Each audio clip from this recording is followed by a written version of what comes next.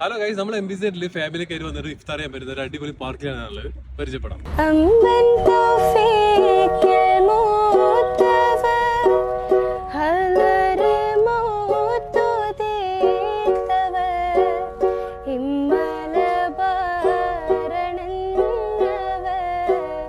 ഇസ്ലാമിൻ തേജസാണവ കശഫ്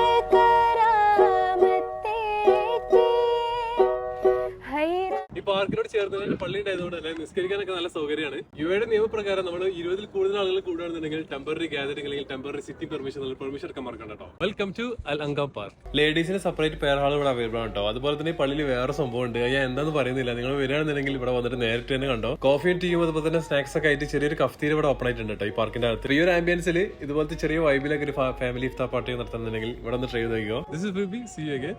by.